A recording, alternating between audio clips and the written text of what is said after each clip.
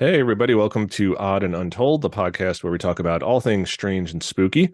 And we're going to be talking some Bigfoot this week because we have some new footage of the Patterson-Gimlin film. Not new footage, but it's AI stabilized. And joining me again this week, co host Scott Perry. And we wanted to have Josh Diaz join us again, but Josh is recuperating from some surgery. So Josh, we hope you get better. We wanted you to be on this episode with us, but we understand. I had a wisdom tooth pulled earlier this week, so I'm still recuperating as well. I'm not in too much pain, but can't really eat much besides yogurt and ice cream, which isn't terrible, but I am craving some real food.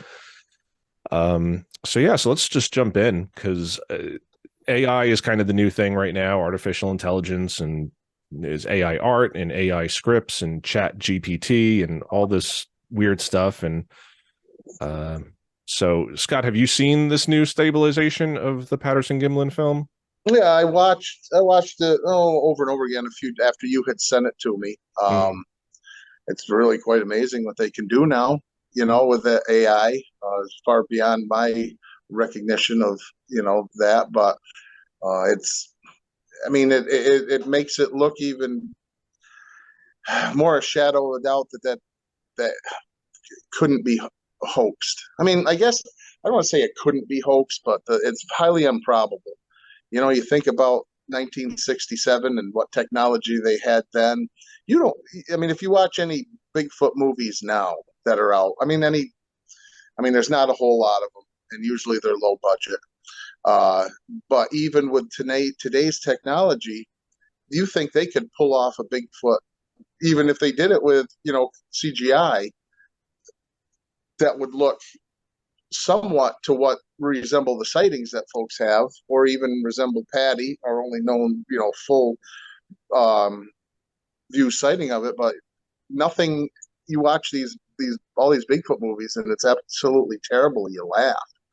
The only movie that they did, I thought, did it justice was the movie Exists, because I know a lot. I read a lot into that. There was a lot of research done into that movie to get it as accurate as they possibly could. The storyline was a little here or there, but at least, for the sounds and the way it acted, and the way it reportedly looks, I think Exist did the best job of them all. But you watch any of the rest of these B-rate Bigfoot movies that are on Netflix or Prime or whatever. I mean, it's just atrocious, and they don't look halfway as good as the Patterson film, which was done almost 56 years ago. And for the time, I think that in itself says what it is. For that period of time, it's highly unlikely that that was hoaxed. I can't. None of us can say 100% that it's real or not or whatever. I mean, obviously, without a shadow of a doubt, we can't say that, but that's still the holy grail of Bigfoot footage until proven otherwise. Right. And for anybody watching or listening, if you don't know what the Patterson-Gimlin footage is, it's pretty much the standard Bigfoot footage that they show. Any documentary you've seen, any commercial you've seen, anytime you think of Bigfoot, that's 99.999% of the time, that's kind of what they're showing. I will link to it in the description below. I'll put it on our website. And again, if you're watching on YouTube or Spotify, we're going to play it here, so you'll instantly recognize it. But yeah, like Scott said, this was filmed in 1967 by Roger Patterson and Bob Gimlin, two guys who were not wealthy. They didn't have a lot of money. I think wasn't Roger Patterson like a rodeo cowboy or something? Yeah, yeah, that's what he was. And Bob Gimlin was just a cattle rancher. Basically, he was a cowboy. That type of thing. So neither one of them went in there. They had some backing from Tom Slick, or what, different people had threw some money into it. I mean, there's that story goes into the off the deep end of, it's a well documented story what went into it.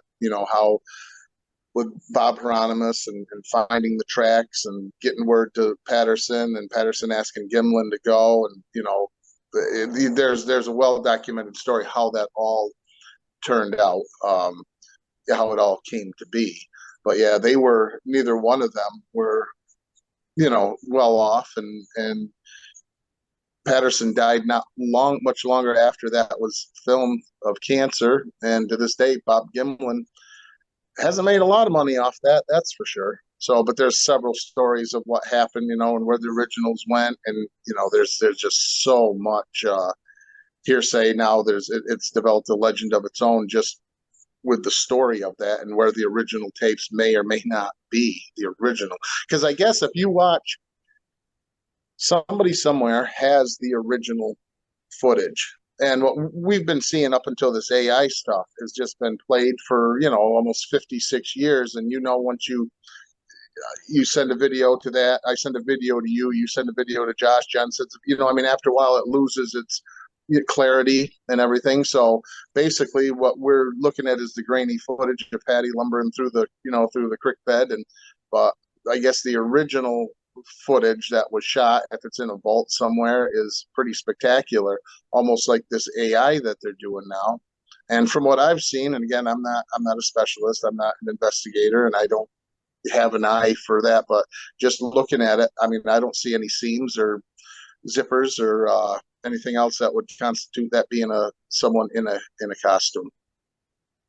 Yeah, and there's a lot of people out there who've analyzed the footage, and they blow it up and they zoom in, and people said they've seen zippers, they've seen latches, they've seen all sorts of, and again, on the other end of the spectrum, some people say they see a little baby Bigfoot on her hip, and and it's one of those things where no matter how pristine the footage is, even if you have the original negatives of this and you're analyzing that, this is 30 millimeter from 1967.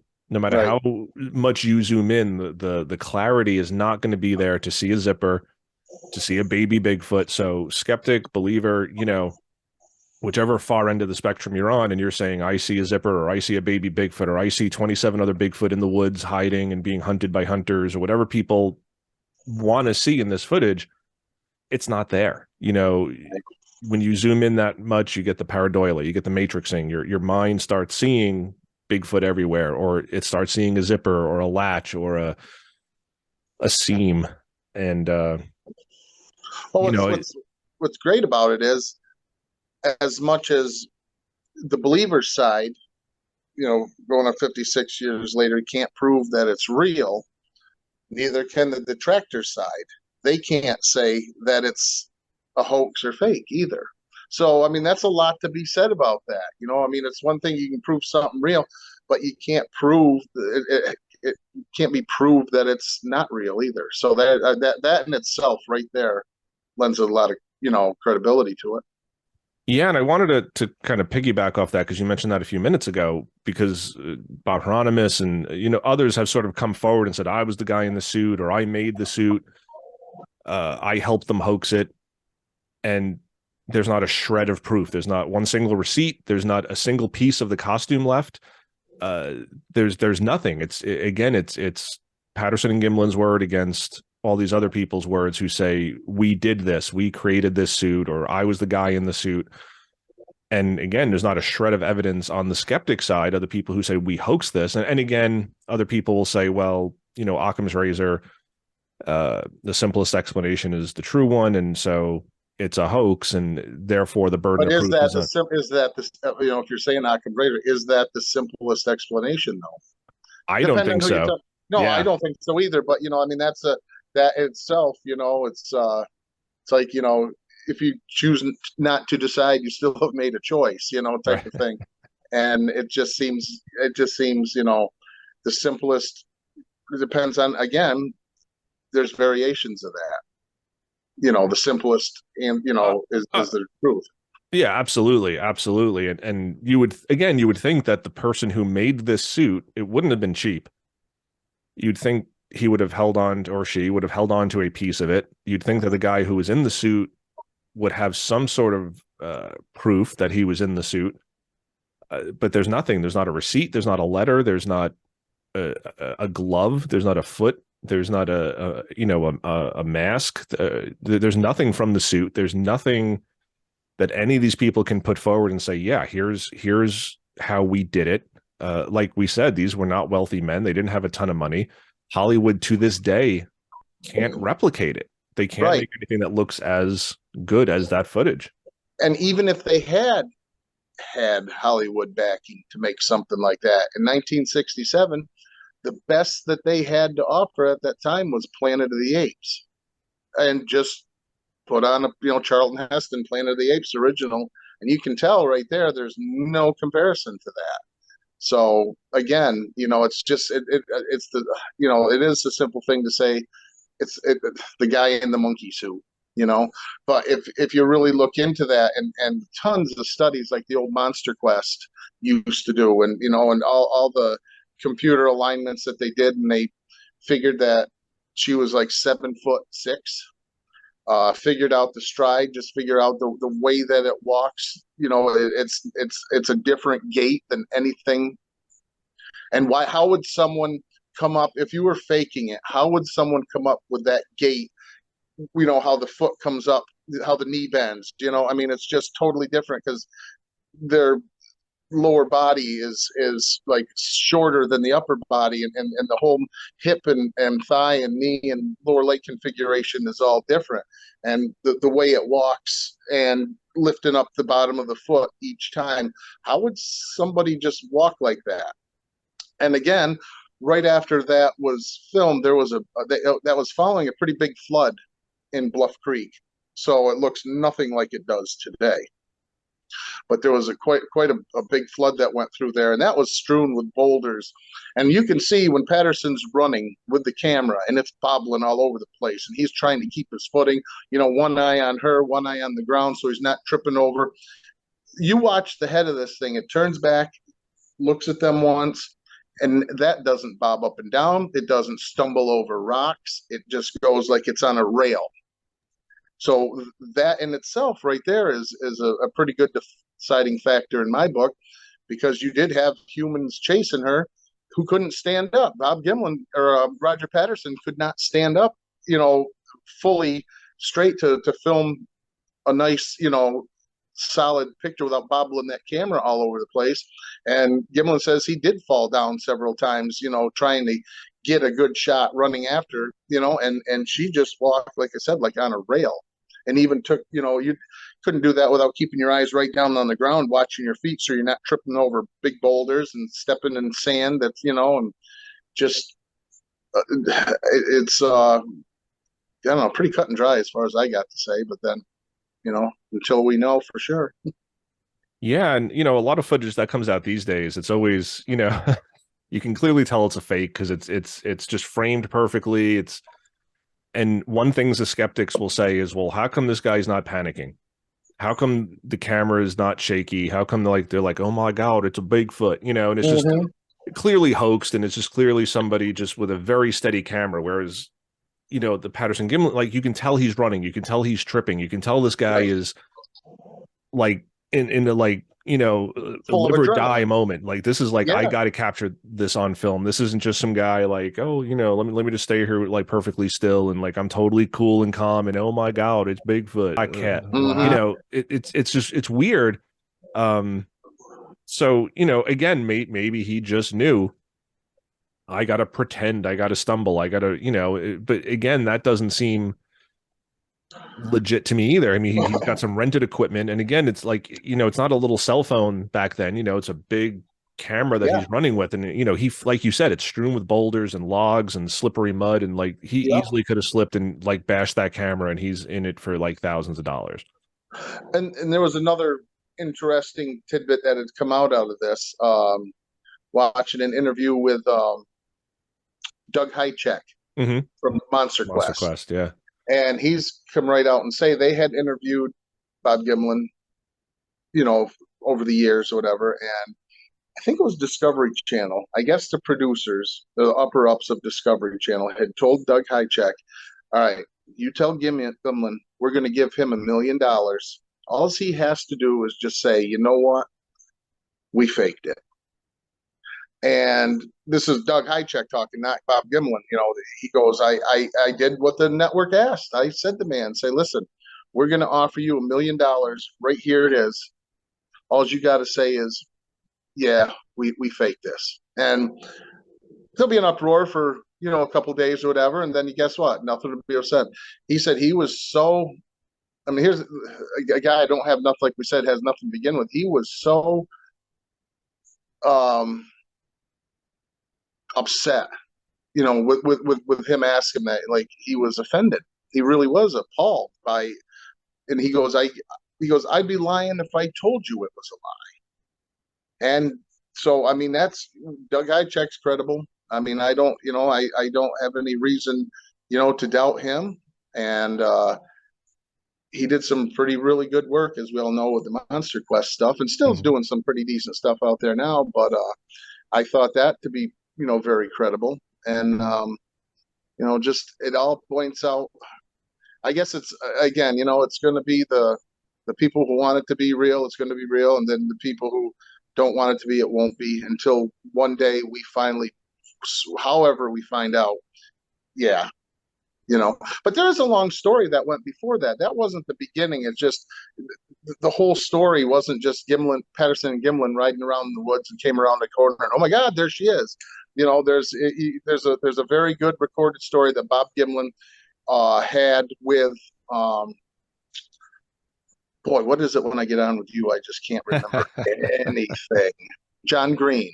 Mhm. There's a very good article, and that can be probably brought up on Google anywhere. John Green's interview of Bob Gimlin, and it will tell you word for word, how John Green asked it, what he asked, and Bob Gimlin's of before the sighting, what brought them there, what led them to Bluff Creek in the first place, what they were doing before any of them were even in the area, and how everything came together with eyewitness footprints that were found, that they tried to get there before the weather washed the footprints away, and what they did in that time period while they were camping in that area, um, that led up to that day when they eventually filmed her. And that's a very, very good, interesting interview to hear John Green interviewing Bob Gimlin on that. And it's like a step-by-step account of what brought them there to them seeing it and what happened all the way up, after the sighting, and all the events that took place after that. Very interesting. Yeah, so there's a lot more to it. And again, they didn't just wander into the woods and find this. I think this was like almost a Right. week into their trip before Yeah. they caught Oh, this yeah. footage. Like they were almost out of film because they were just documenting. They It didn't was expect to find anything. They were just documenting their search. right. And they were And saying it was in the fall, and the trees were all, the beautiful color of fall. And they were getting a lot of pretty pictures, of just the fall leaves and the scenery, and the weather was really good for that time of year, which always isn't, I guess, for, that part of California. But it's yeah, it's not just, two guys in the woods walked across her and there it is. I mean, there's a long, long story that's really worth listening to if you're interested in that. yeah, definitely. And again, to get back to Gimlin, we've mentioned this on the show before too, that he could have been a multimillionaire as soon as Patterson died. He could have just been like, yeah, you know what, it was it was a hoax, and Yeah, I'll sell my story to the highest bidder, and he would have made millions on book deals and movie deals and absolutely. interviews and And late he's night pretty talk much shows. penniless. I mean, Yeah. he wound up pretty much penniless after all that. I guess there was a big deal, with Patterson's wife and copyrights and blah blah blah and lawyers and and everything else. There's just a shit show developed after that whole deal, as anything usually does when someone dies. Hmm. You know, because he was supposed to be, I guess, if you listen to Bob Gimlin tell the story, it was his horse trailer. He got the horses. He footed all the fuel for that expedition that they did, which, when it was all said and done, he never got a dime from anybody for any of that. And he was he was unemployed at the time, but he was a carpenter, handyman, all kinds of different things. And that was the reason that he took off for the couple of weeks, because he was unemployed at the time. So he figured, well, we'll go, and I got the time to do it. Let's do it. But never got not didn't make anything, but he never got reimbursed for anything either. Right. So, I mean, he's probably making a few bucks now from autograph signings, book signings, and which, hey, good for him, rightfully so, because he deserves whatever I believe he deserves whatever cent he can get off anything, because that was his baby. now. Right, but the money he's making from these convention appearances or whatever is nothing compared to what he could make if he sold the story and said, "Yeah, here's how we faked it, and I'm going to tell my story." And Right. highest bidder gets the story, and he could Right. make $1 million. Absolutely. So here, let me show everybody because we've been talking about this. So I'm going to share my screen, and we'll play this footage. And this is the stabilized Patterson-Gimlin footage, and there you see it turns, it looks, and it keeps walking off. And as you were saying, Scott, you can see there's like all sorts of deadfall here with the trees down. There's rocks. It is a creek bed, so it's muddy, and they did end up with a lot of footprints afterwards. Yep. So yeah, but I mean that thing turns and looks for a good couple of seconds where it's not watching where it's going. And again, if this is a suit, the visibility probably wasn't that good anyway. And it never misses a step. Look at that. I couldn't do that. I couldn't do that on flat ground with a suit or something like that without tripping and falling. Think about that. Yeah, and again, if you look at the suit, it's not this isn't just a gorilla suit. You know, this is bulky. Uh, you know, walking on terrain like this is not easy. No. You know, and these days, like you have hiking boots with the treads and for good grip, and you're still going to fall. And this thing, you can see the bottom of the feet. The bottom of the feet are fairly smooth. And this thing, like you said, it's not stumbling, it's just walking. And this is what you hear in these reports is that the thing, you know, the creature moved smoothly up terrain. And there's more to this footage, and it's harder to find, but you can see it kind of walking into the woods. Right. But this is the most famous sort of section. And it does. I mean, when you hear people describe how it walks, and you know, like we walk and our footprints are side by side, where the way these things, because the way the hips are supposedly, you know, their whole skeletal structure is different than what ours is, and how it walks one foot in front of the other, which gives it a gliding motion. Like you've heard a lot of people say, it looks like a cross country skier. Look, you can see that there's no head bobbing up and down. You know, it's not. It is, like I said, it's like it's on a rail, and you watch how that knee bends at whatever angle that is, and it does that for every single step that it takes that we can see there. And you can see how the shin comes up parallel to the ground, and then you can see the pad of the foot. And it's just, I mean, if it's quite incredible, really, if you think about that. Now, if that was a guy in a monkey suit, that was damn impressive right there for what they did to, you know. And I just, man, 56 years ago, I have a hard time buying that. Yeah, and again, if you look at where the hand falls down to, I mean, it's very close to the knee. Yes. Which, if you look at the average person, I mean, I don't care how. I mean, you got to hunch over a lot more than this to get your hand down to your knee while you're walking. And again, like those legs are short. You know, the arms are much longer. And I mean, the arms are bending clearly. So, you know, again, nothing says, like you said earlier, there's nothing definitive here No. to say that this is 100% not a hoax. But, you know, you look at this thing move, it's got breasts, the proportions are off. And again, people far more talented and intelligent than you and I have done analyses on this. They've done measurements. There's one, I forget the name of the research, but they kind of superimposed a skeleton in here, where, you know, they put the joint, all right, it's bending right here, and then you're putting it up here, and it's bending here, and the proportions are all off for a human. Right. And somebody in a suit, it would have to have been catered such so that how would you even walk, let alone do what that's doing? And before this, you know, nobody really had a clue how these things walked and what their gait was like. So it's just, I mean, you can tell the difference with the thousands of, you know, fake sightings that, you know, and which honestly look like the guy in the monkey suit, you know. But that's not, again, like I said, just for the time frame alone, just for that point in time, that and another thing is they even had at the time, according to Gimlin, they had Hollywood film producers look at that even said at the time that there's nothing we couldn't do that. We couldn't do that for no amount of money on earth. They couldn't reproduce that. Right. And that's been that's a fact. That's a little known told story there that's over the years that they've, you know, in trying to debunk that, even back in the late 60s, early 70s, got Hollywood involved, and the best Hollywood, suit makers and animatronics and whatever they had for the time just said that's nothing. We couldn't do that. Yeah, it's just it takes money to do stuff like this. It takes witnesses. I mean, there's going to be people involved, and like we said earlier, everybody who claims to be involved has zero proof. Uh, they've had stabilizations before, and I've seen them, and they're pretty good. And this one's also really good.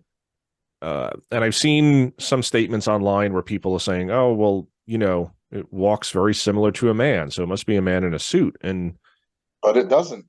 one, it doesn't. I mean, two, that there are similarities, Well, it's on two legs. I mean, it's that's on two legs. It's walking bipedally, and if it's related to us, then yes, it probably would walk very similar to a person. And again, you hear a right. lot of that in the reports. People see these things, and at first they think it's another man. They think it's a hunter. They think it's a guy in a ghillie suit. They think, right. Oh, there's somebody standing over there. Oh, somebody just ran across the road. Like, they're not thinking Bigfoot. They're thinking, oh, a person, Yeah. somebody like really bundled up, ran across the road, and then they get closer and they see that it's not a Not what they man. thought. Yeah. Right. It's not a person, but it does. Well, that's just another thing. Like you said, now you throw the female part into it. Mm-hmm. Don't you think? I mean, if that was going to be, you're going to hoax something, are you going to say, first of all, to try and get a costume together, to try and do all that? Oh, let's make it, we're going to do it one better. We're going to make it a female. Good grief. I mean, it's just, I don't know. I don't know. I guess I don't. Maybe I'm biased. Watching it pretty much my whole life. Staring at the same footage as far as back as I can remember.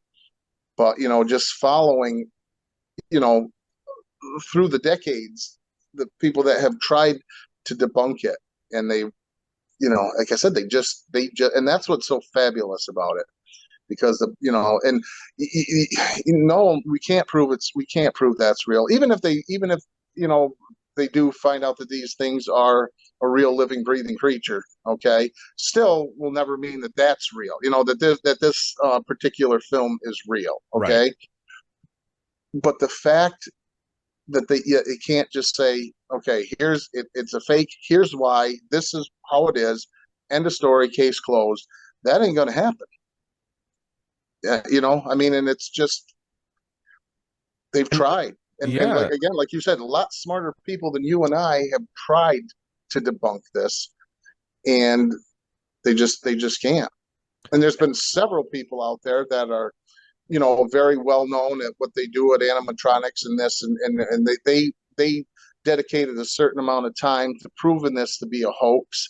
And when they were done doing everything they could possibly do, basically just admitted, look, we wanted to prove this thing is fake. All right. And once and for all, let's put this thing to bed, that this is a fake.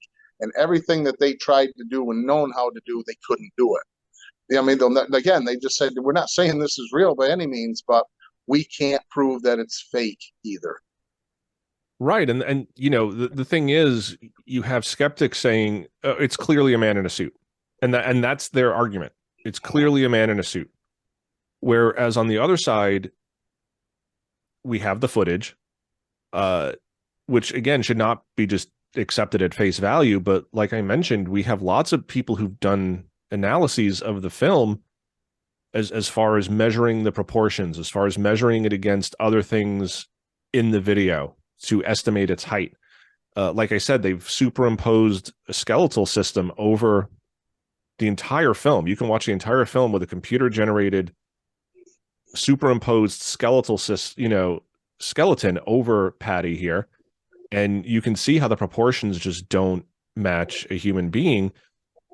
So again, none of these things prove that it's real, but the preponderance of evidence, I would say, is for that this is real. Because again, the skeptics, all they can say is, oh, it's clearly a man in a suit. Well, think about this too, and there has been probably more money and time invested over the past 50 some years to prove this thing a fake than money put in to prove that it's real. Think Right. about it. I mean, Mm-hmm. because that amount's got to be staggering. Because if you know if if somebody didn't think there was a kernel of truth to it, why would they be pouring all these millions of dollars over all these years to prove it a fake? Right? Yeah, I don't know. You It's know, weird. this has gone past remember the old famous or infamous, I guess, however you look at it, Loch Ness monster photo from the old In Search of days, and Mm-hmm. it showed supposedly Nessie, and then over time it come out that it was a kid's toy dinosaur that was floating in the water. But for Yep. how many years was that the epitome of the Loch Ness monster?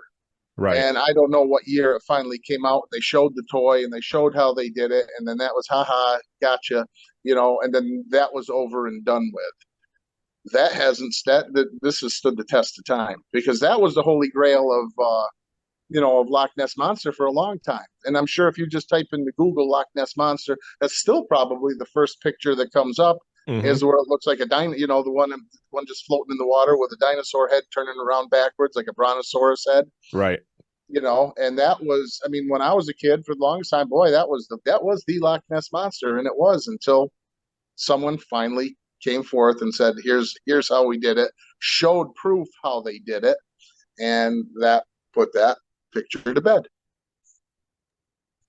Yeah, so there's still no smoking gun for this. There's No, just, like I no, said, the preponderance of evidence says that this is real. Again, it doesn't prove that it's real, but there's a lot more evidence showing that this is most likely a real creature, just based on its proportions, based on how it moves.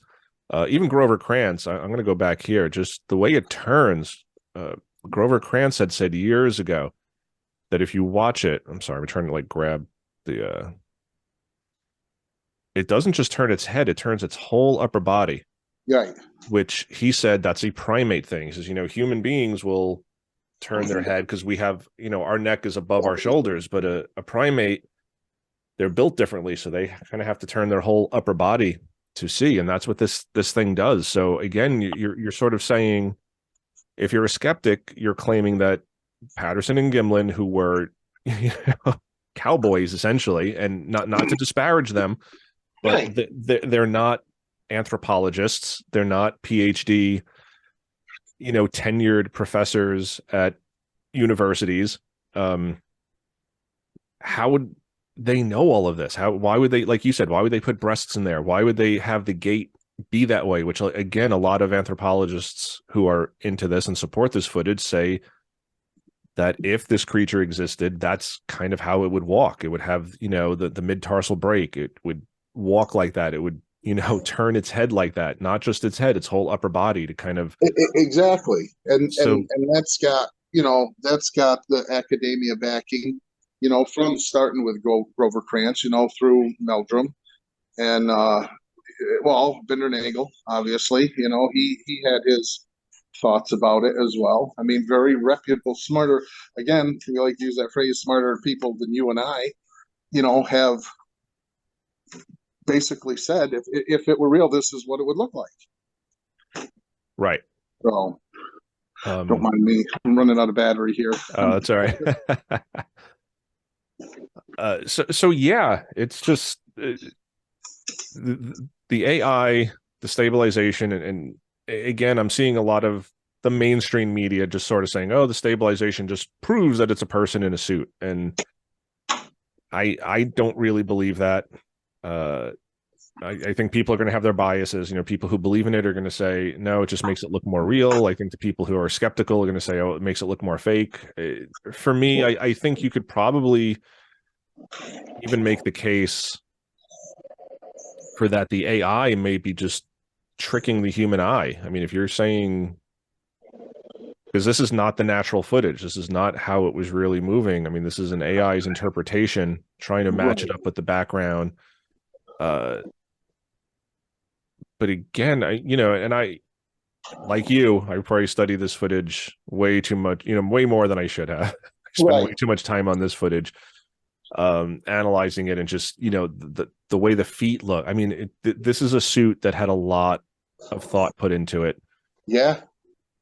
Just from the face, from the proportions. If this is a suit, if this is a person in a costume, there's a lot of, like you said, academic knowledge behind this. There's a lot of Right. anthropological knowledge that someone put into this.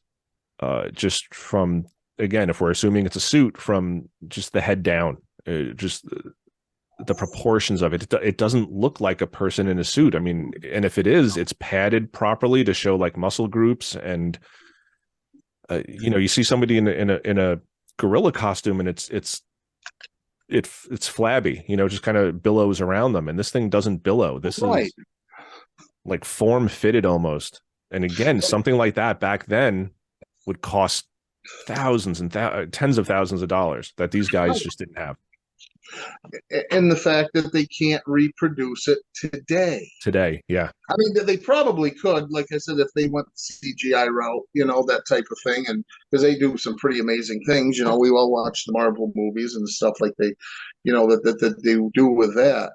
But any Bigfoot movie that's been out is just terrible.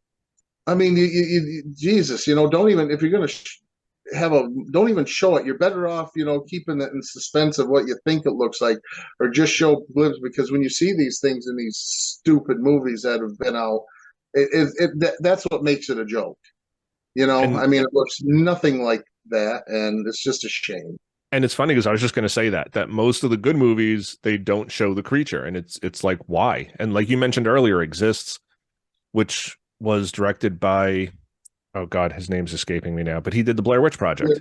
Right, right. Yep. So, and again, Exists was a Hollywood movie. That wasn't like an indie movie. Like, he had a budget. Like, he could have shown Right. the creature more. And again, you see the creature, but it's quick, fleeting glimpses, and it's a found footage movie. So again, the camera's Right. shaky. You kind of seeing it partially. It's in the dark. You're not seeing the creature fully. Is it Eduardo Perez or something? Maybe I'm wrong. Eduardo Perez? Eduardo Sanchez.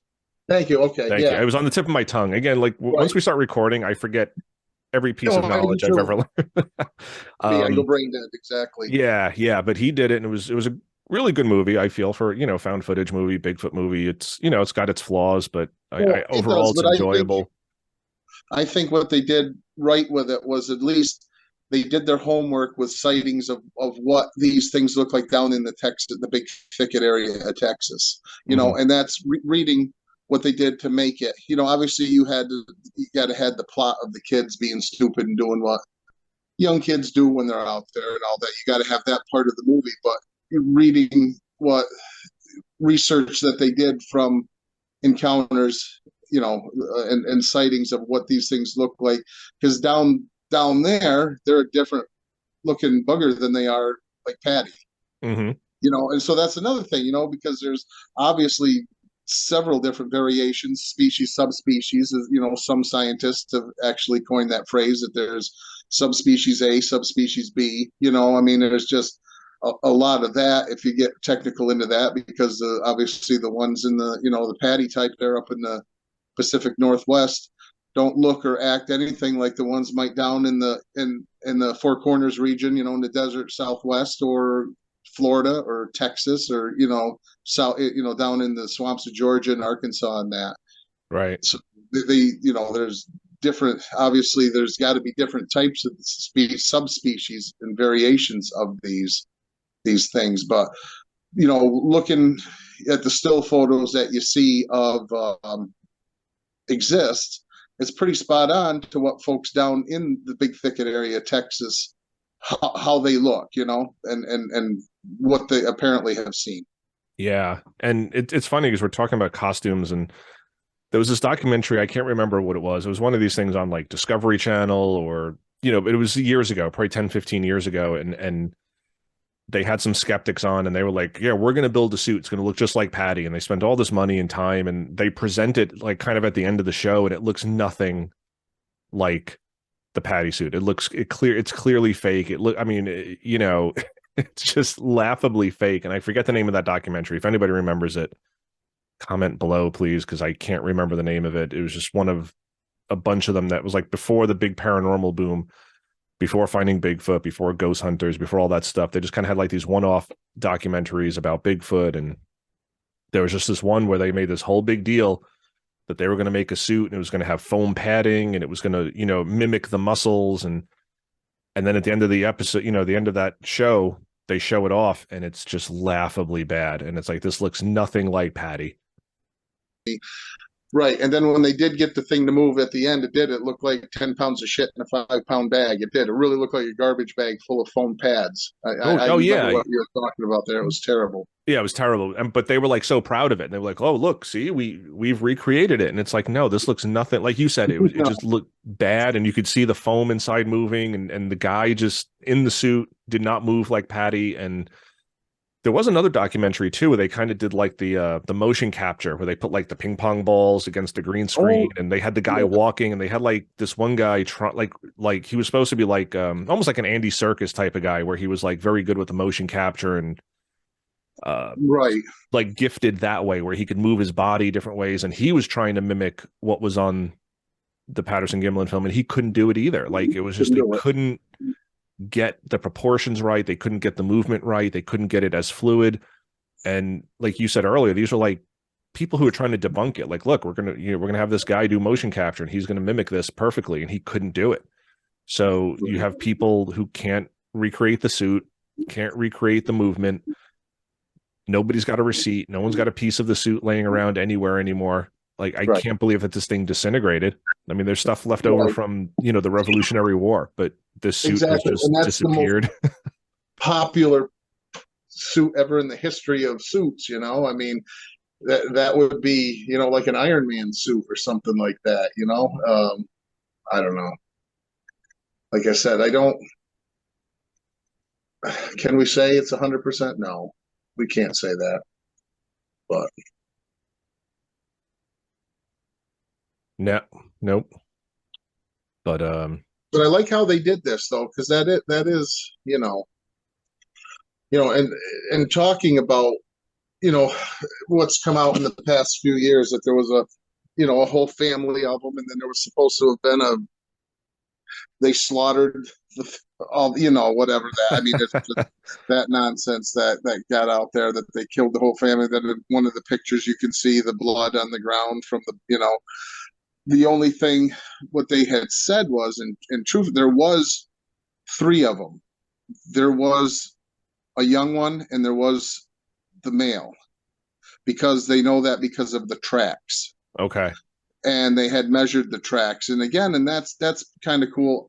That falls into, if you listen to John Green's interview with Bob Gimlin, he tells, they didn't see the other ones, but they weren't too far off.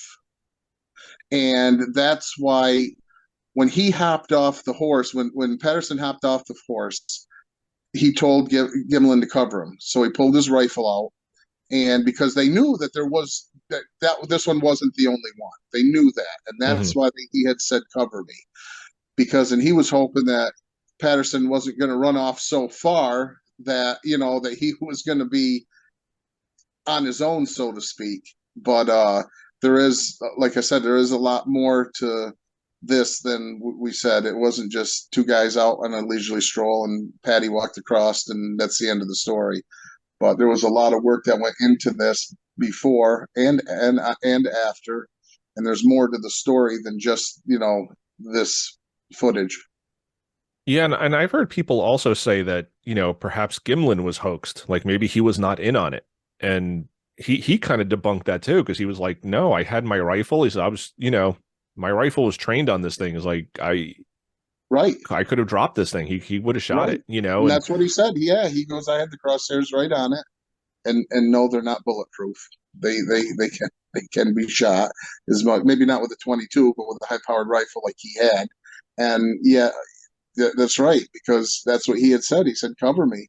And again, if they're hoaxing him, if this is a guy in a costume, what's to say that Gimlin just on a whim just says, you know what, fuck it, I'm going to shoot this thing and we're going to drag it back. Like, it's not threatening Right. us, but I'm going to do a headshot and I'm just going to take this thing Right. down because we've been out here for a week and I want to drag this thing out and prove that it's real. And he could have done that. If he were a different person, he may have done that. And then And now you're killing some guy in a suit.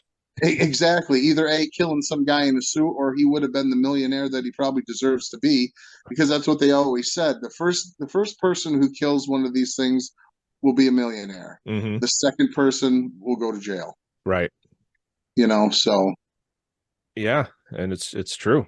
But so yeah, just a lot of controversy about it. And again, I don't think the AI really does anything much different from previous stabilizations that computers have done or people have done. I mean, they've done like frame by frame stabilizations and they all look really good. They all really show the movement of this creature, and nothing definitive one way or the other. Nothing, again, until somebody can produce some sort of proof that this is fake, like the suit, or some correspondence that could be verified between right. Patterson and someone else. But like you said, I mean, to this day, they can't really replicate that suit. I mean, maybe in CGI they can do that, but there was no CGI back then. No. So you have to have a practical suit. You have to have a human being inside of a practical suit that looks just like that, and they can't do it. And that, again, doesn't prove that it's real, but it kind of pushes, the preponderance of evidence over onto the real side. So Exactly. But it's something that it's still kind of cool, because we're still looking at it, we're still debating it, still trying to debunk it, we're still trying to do everything that they've done, since the day it was shot. And it's you know it's it's an interesting topic, if not nonetheless. You see everything else again, all the shit that's going on in the real world, and you watch the news and everything, and it's kind of nice to lose yourself in something like this. And that's the way I've always looked at it. Kept an interest and an openness, and it's far past it's not ridiculousness like with some of the supposed footage that we've seen. I mean, even I guess the next closest thing to that was the Freeman footage. mm-hmm. But that, there's a lot of people that have come out and said that really wound up, that was fake, was the because just the whole deal with Paul Freeman and everything. And you've seen that, right? You've seen the Freeman, where he says, "Oh, there he goes." Yep. That's the famous line from it. But then again, that hasn't really held the water that this has either, for the amount of time. Oh, there he goes.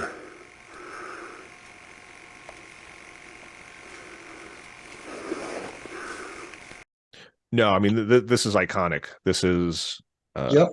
And I think anybody, when you mention Bigfoot, whether they're into this topic or not, if they're a complete disbeliever, if they're completely uninterested, when you say Bigfoot, this is what they're thinking of. They're thinking of the Patterson-Gimlin film, not the Freeman footage.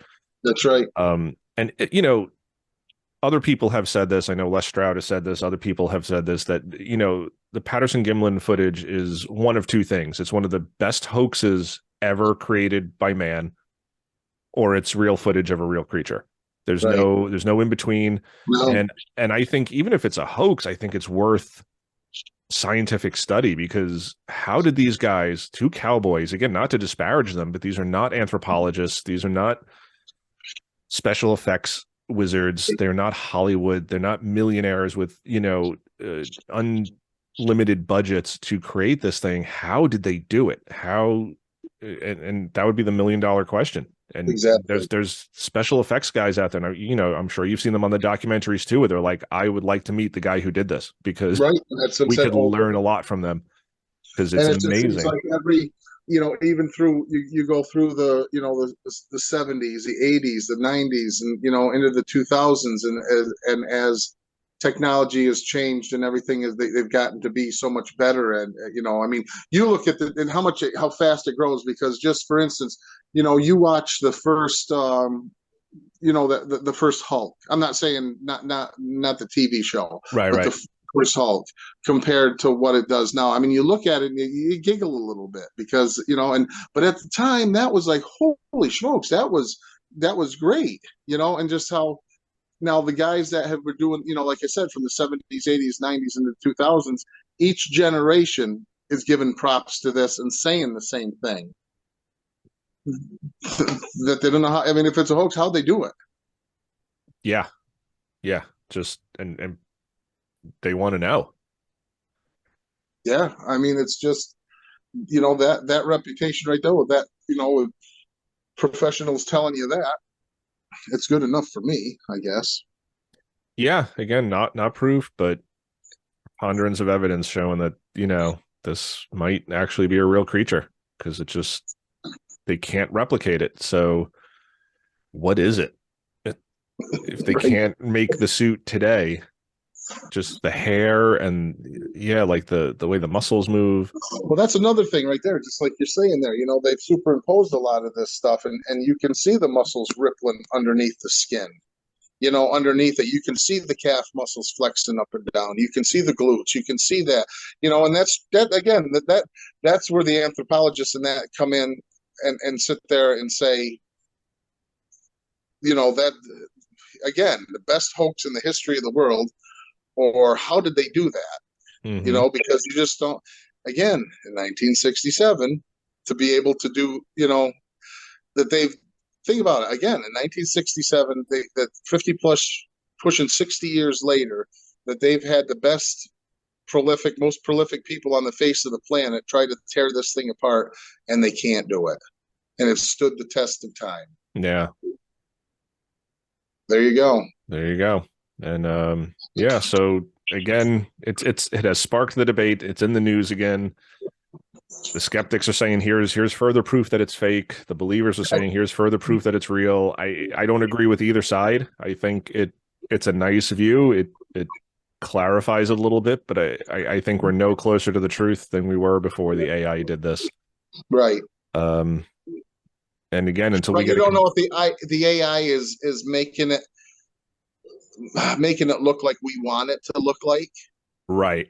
You know what I mean? If it's added, another clarity that's not a natural clarity to it to make it look like it's even. I don't know how that works. I'm just trying to be devil's advocate here, because I'm not going to jump out and say, there you go, there's the AI proves that it's real. Because like you said, if you look at it and it makes you look at it a different view, and you might, like you said, well, yeah, that definitely looks fake to me, or the people on the other side are going to say, well, that proves it's real, and you can't say that either.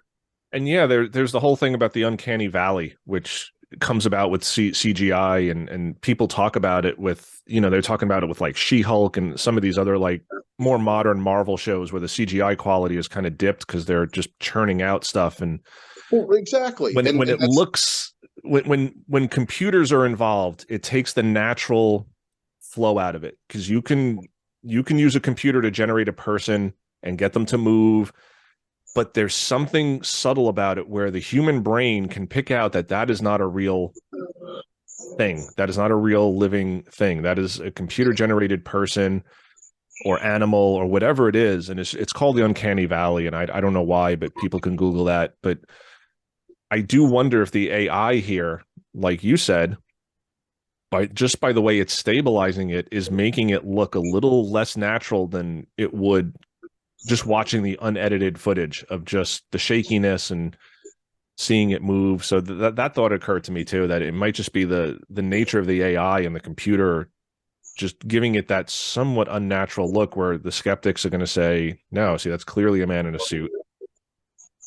Well, I'm glad you brought that up, just about like the She-Hulk, because I was very disappointed in that. I thought the CGI was horrible. I really did. Being super into Marvel, all of it, and just watching, especially, like even Age of Ultron, and watching the Hulk, and I thought that was, what was the other one there? Civil War. I thought that the Hulk was fantastic, and then I don't know. It's just I was very disappointed. I was thinking, did they cut back because it wasn't a motion picture, because it was just streamed, on TV? But it didn't. Man, it didn't look good. I mean, it wasn't the best I've seen Marvel put out there with CGI with her. and it just I was very disappointed in that myself. I thought, maybe they didn't have the budget for the TV show like they did, for the, like for Civil War, or something like that. Um, or even Age of Ultron, which I thought was fantastic, the way they had the Hulk look in that. But I don't know. It was just, I don't know, it just didn't look the same to me. And like you said, my brain was thinking something totally different. I wasn't impressed with that at all. Yeah, and I think there's a couple of factors there. I think it's just that Marvel's churning out way too much now, and they've said this, that the CGI studios, the animators, are just being pushed to their limits because Marvel's releasing a new show every other week, and they got Disney, and they got all this stuff, and they're just on really tight schedules, and they're just churning out what they can, and it's not quality. And yeah, the budget's probably not there because it's not a major motion picture; it's a TV show on a streaming service. So, but Right. yeah, when you do see that computer generated stuff, there's something in your brain that just says that's not right. Right. So I don't know if that's what's at play here, because it does look smoother. It does look more natural in the unedited footage. You watch this AI stabilization, and it does let you see it move more smoothly, but there's also a bizarre. It's very subtle, but like I watched it a lot this morning, and I'm just watching it and watching it. I'm like, there's something off about this, and I can't Right. quite put my finger on it. It's just bizarre. And Well, if you get some of this CGI, and I've seen, and I'm kind of, it's kind of funny to admit this, but when they started doing like the auto racing, and they would have the Formula One, I don't know if it's CGI or virtual or whatever. I watched 5 laps of a race before I realized that it wasn't real. And then I went, "You dummy!" And it just, what I didn't understand, because I'm watching, there was no people in the stands, and then I'm watching it, and they kept going by the same place, and finally, well, wait a minute, And I really, honest, truly, for 5 laps, thought I was watching a real Formula One race. And then after you find out, then you go, "Oh, look at that!" But it had me fooled for 5 laps. Yeah, so I don't know. We'll let the viewers decide. But here's the footage. I'll link it below so you guys can go to the original and look at it in your computers. This doesn't really change my mind about the footage at all. It looks a little strange, but I do think that's partially just the AI and the way it hits our brains, and our brains just know that this is not fully natural. And again, it does Right. look like a person walking in some ways, except for the proportions, except for the Gate. gait. But again, if it's related to us, then why wouldn't it walk similarly to us? So, Correct. all right. But yeah, people can leave their thoughts below on you look at the PG footage. And yeah, anything else you want to add before we wrap up tonight, Scott? I don't think so. I think we've touched pretty good tonight. Good show. Yeah. Yeah, that was good. I didn't really want to rehash the Patterson-Gimlin footage. It's been talked about to death, but and we've That mentioned was on a the nice show a few little, times. yeah. But it's good, because when something new does come out, it's good to revisit it. But prior to this, I really had nothing else to add that other, Right. better informed people haven't already talked about on other shows. So, Right. yeah. But as always, I appreciate your point of view, and talking Bigfoot stuff with you is always great. Always fun. Yeah. So thanks for joining me, and I guess we'll end it there. Have a good night. All right. Thanks, man. You too. See ya. Take care. Okay, everybody. I want to thank my friend Scott Perry for coming on again and talking Bigfoot with me, and Patterson-Gimlin footage, my favorite Bigfoot piece of evidence, most people's favorite piece of evidence, and the new AI, just kind of showing off a little bit more fluid movement. What do you guys think? Do you think this is real? Do you think it's fake? Do you think the AI has exposed anything one way or the other? Do you think it makes it look more real, less real? Let us know in the comments below. We love hearing from you guys. We love discussing it with you guys. And until next week, rock and roll, everybody. Moonlight glowing, it fades on me and you, casting dancing shadows.